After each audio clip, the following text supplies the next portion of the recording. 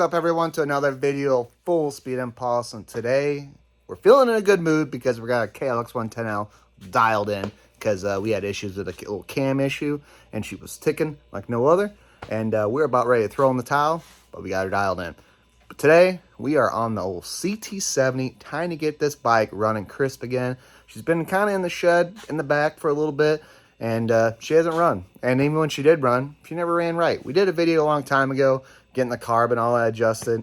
Didn't seem to still run right, and I'm thinking it's an ignition issue just because these old bikes have a point system on it, which I've dealt with points, but I've never dealt with an old enough bike that had points on it. So this will be a little bit new for us, but we're ready to learn and get at this thing. So here is our CT70, and we did put a newer style carb on it, and our hoses are like, it was late at night, and we kind of just were fumbling, figuring out stuff to work and all that.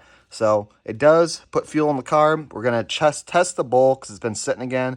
Make sure fuel pours out. It's probably old. And probably wouldn't hurt to do actually clean this tank and get it a little fresh and all that, because it probably keeps on getting goober from the tank. And past that, we're going to check for fuel. We're going to check for spark, make sure we got compression, and we're just going to go through this thing. This is a great little neighborhood cruiser for sure. So we love this bike. It's so comfortable. It's just what it is. You know, it's super awesome. Right now, the old C50 back there has been doing all our neighborhood rips and all that, but we got to get the old 70 back in action. And you know what? We've only got it up to 35 usually. I really want to see this thing start getting up to 45, 50 miles an hour. So we want to put some mods on this thing, maybe just a little bit, to get it a little dialed in and all that. So let's get at it. Let's see why she's not running. First things first, guys. We already know the answer, but we're going to show you. Come on. You just want to put your spark plug somewhere on here. Ground it out. There we go. Look for some spark. See? No spark. It's no bueno. So, we're going to show you what fiasco we got going on here. We had a rat nest, or a mouse nest in here. And you guys can see in there, we got some wire chewage. That's no bueno. I don't know if that's technically our actual problem, but as of right now, that is a problem. So I don't even know how to get it in there because it's not like the side panels come off. I don't know if I have to drop the motor. First things first, we're going to try to pull the tank. Pull the tank, we might be able to get a little bit more room in there, and hopefully we could kind of clean up the wires and all that, and it needs to be done anyways. So let's get at it. Just because I don't know a lot about these bikes, guys, so I'm not going to be an expert on this, but there obviously is a coil in this, whether that's stock or aftermarket. I'm going to guess it's aftermarket because you got zip ties in there, so you can definitely tell it's been tampered with a little bit. And either way, that wire not being connected is no bueno. And maybe that wire was chewed on. Maybe that's why it was cutting out, and sometimes it would start, sometimes it wouldn't. Maybe it was just getting a bad connection for spark. And then we also have two other wires down in there that are also disconnected. So we're just gonna go through our wires a little bit, get this stuff all connected back up, and then see if we got spark, and then we'll pour some fuel on it and see if we get the fire up. All right, we got her all tucked back in there. Got the wires fixed, and one had a little bit of fray on it. We've never used a liquid electrical tape, but couldn't find the real stuff, so we're gonna give that a whirl. Spark plug is on here, and look at this spark, guys. Woo! That is super bright. That is a lot of spark. That is a lot of spark.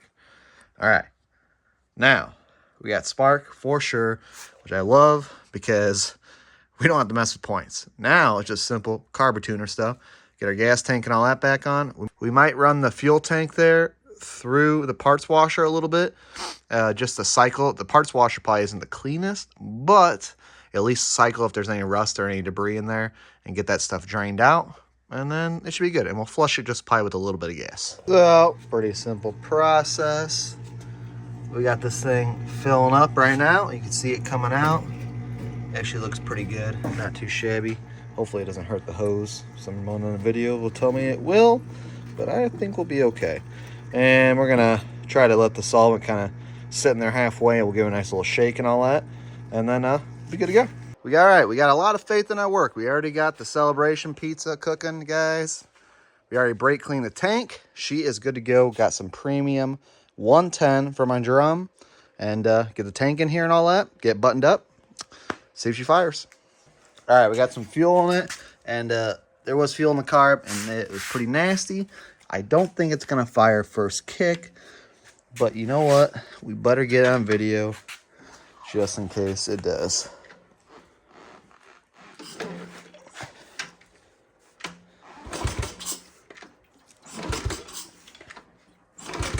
Okay. Just making sure. We're going to give her a few kicks, see if we get fired up. Literally, as soon as we shut the video off and gave her a nice firm kick down, fired up. How much long? What do we got going on here? Oh, we got still, I bet you that pizza still got another 6 minutes. Let's get this thing buttoned up and let's go for a little nighttime ride. All right, guys, here we go. Everything's buttoned up. Let's see if she'll fire now that she's put back together. Because we all know how that goes sometimes. Hee. I know it. Stop playing.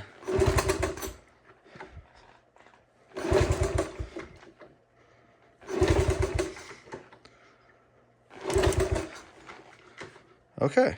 Well, we got no spark again. I don't know. We're going to take a pizza break.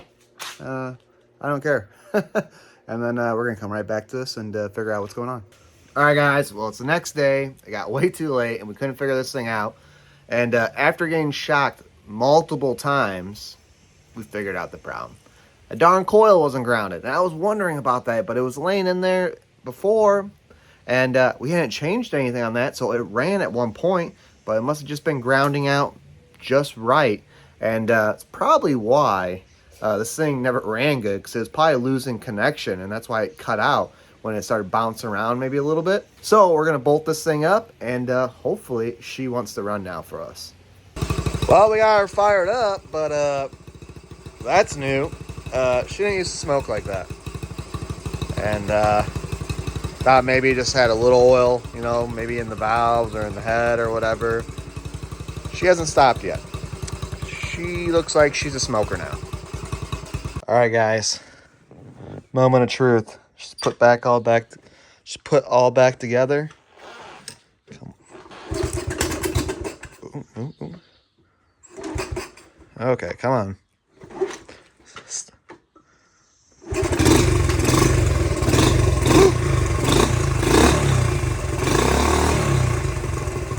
And she ain't smoking as bad now.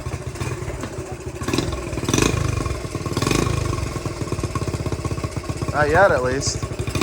Could have had some oil on the top end. All right.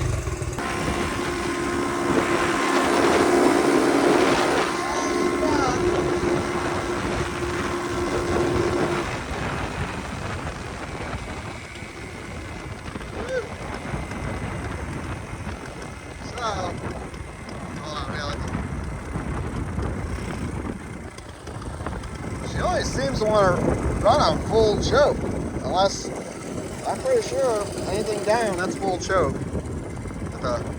But it's so weird that it runs so good and it's getting suffocated so much. So obviously we gotta put some bigger jets in this thing. She actually runs pretty darn good.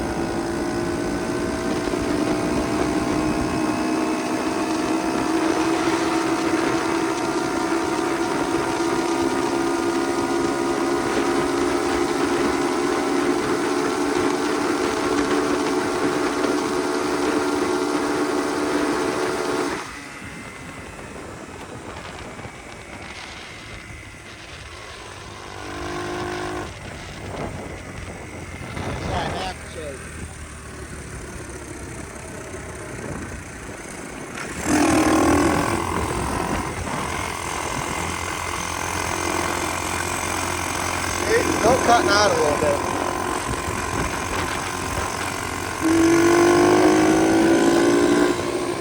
All right, one last fire up for good luck. Whew. Still a little smoky.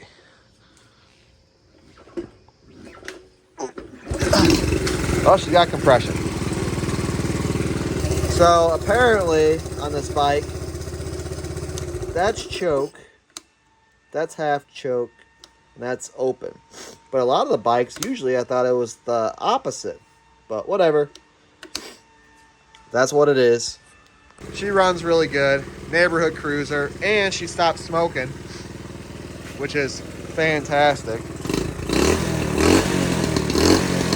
God, it's so poppy. That's just, it's lean. It's lean, it's mean, you know what I mean? Alright guys, but that's it for our video today. That's the old CT70, the old neighborhood ripper. And, until next time, we'll see you later.